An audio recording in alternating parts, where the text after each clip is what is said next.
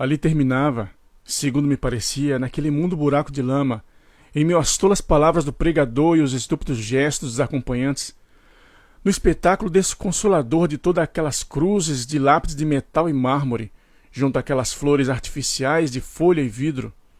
Ali terminava não só o desconhecido. Ali acabaria enterrado amanhã ou depois, não só eu.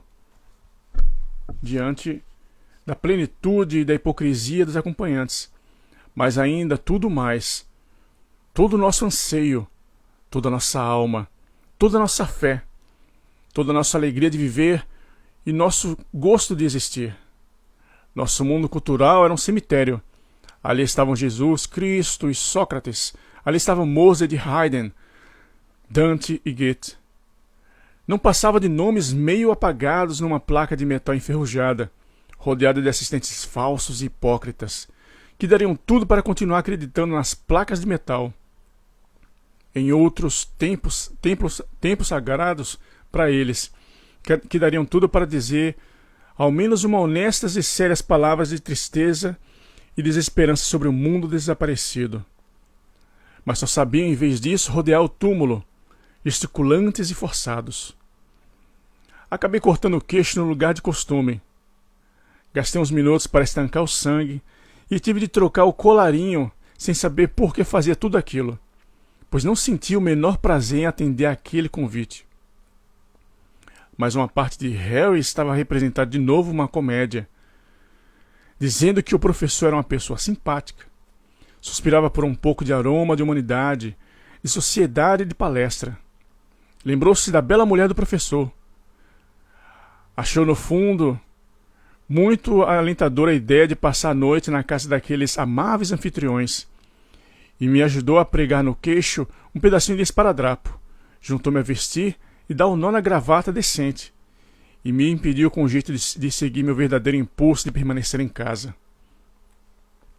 Ao mesmo tempo, pensava comigo: assim como agora me visto e saio, vou visitar o professor e troco com ele algumas frases amáveis, mais ou menos falsas.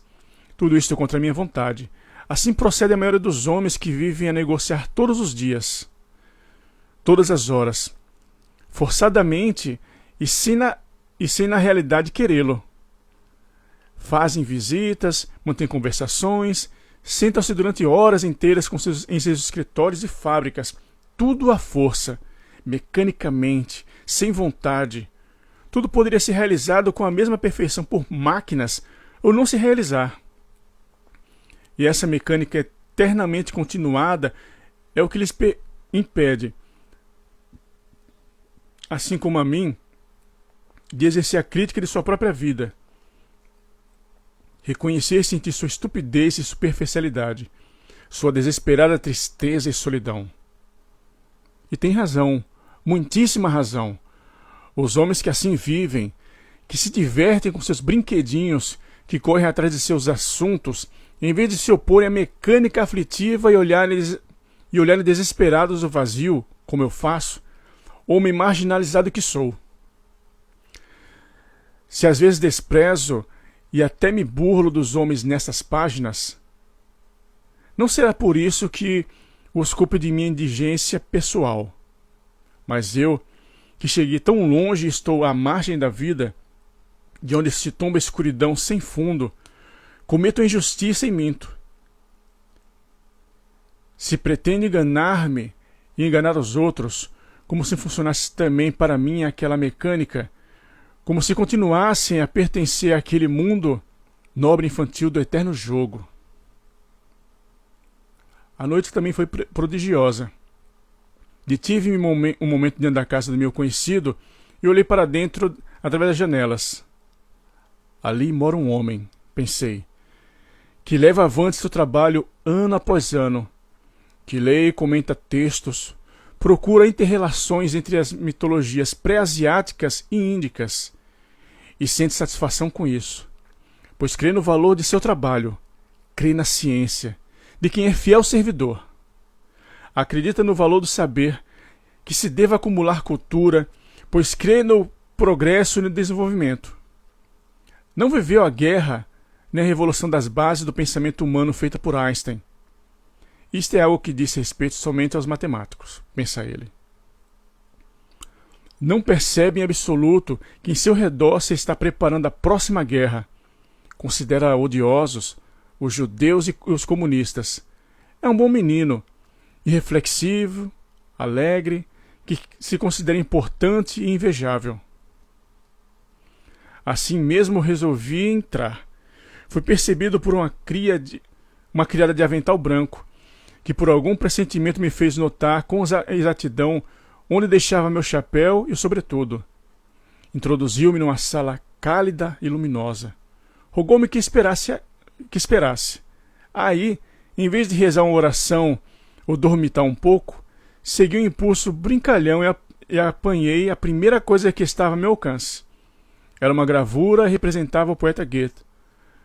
Um ancião cheio de caráter, genialmente penteado e com um rosto muito bem modelado, no qual não faltava nem o célebre fogo do olhar, nem o traço de solitário com um ligeiro véu de cortesia, detalhes que devem ter exigido do grande trabalho do artista. Conseguira ele dar a esse demoníaco ancião, sem prejuízo de sua profundidade, um ar algo acadêmico e ao mesmo tempo teatral de autodomínio e probidade, e o representara, enfim, como um senhor formoso em sua ansiedade, próprio para adornar. Formoso em sua ancianidade, próprio para adornar qualquer casa burguesa. Provavelmente a estampa não fosse mais estúpida que as outras dessa classe. Todos aqueles nobres redentores, apóstolos, heróis, intelectuais e estadistas, confeccionados por aplicados artífices, me irritavam mais talvez pelo virtuosismo com que eram tratados. Fosse como fosse, talvez devido à minha irritabilidade habitual, aquela vã e pretensiosa representação do velho Goethe despertou em mim uma dissonância fatal e me deu a entender que não estava no lugar devido. Ali era um ambiente familiar dos grandes mestres belamente estilizados e das grandezas nacionais, e não dos lobos da estepe. Se o dono da casa se tivesse apresentado, ter-me-ia sido fácil retirar-me em seguida com aceitáveis pretextos.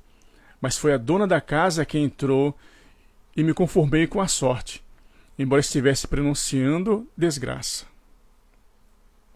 Cumprimentamo-nos e ao primeiro desacordo seguiram-se outros sonoros. A senhora elogiou minha boa aparência, embora estivesse mais que convencido do muito que mudara desde o nosso último encontro. Já ao apertar meus dedos gotosos, fez-me recordar minhas terríveis dores reumáticas, e logo perguntou como ia minha mulher, tendo-lhe dito que ela me havia abandonado e que o nosso casamento estava desfeito. Estávamos alegres quando entrou o professor. Ele também me cumprimentou alegremente, e o falso e o cômico da situação chegaram logo em um belo clímax. Trazia um jornal à mão, um diário que assinava, órgão do Partido Militarista exaltado. E após haver-me dado a mão, apontou o jornal e disse que nele havia um artigo sobre um indivíduo que tinha o mesmo nome que eu, um tal Heller, articulista, que devia ser um indivíduo sem pátria, pois zombara do Kaiser e afirmara que sua pátria não era menos culpada da guerra do que os países inimigos. Que espécie de indivíduo devia ser? A redação respondera energicamente esse tipo e o expusera execração pública. Passamos a outro assunto quando viu que o tema não me interessava. E nem de longe ocorreu a ambos a possibilidade de aquele monstro estar sentado à sua frente. No entanto, a verdade é que estava, pois o terrível indivíduo era eu. Deixa pra lá, para que perturbar e assustar as pessoas. Ri para dentro, sabendo que lá se for a esperança de sentir algo agradável naquela noite.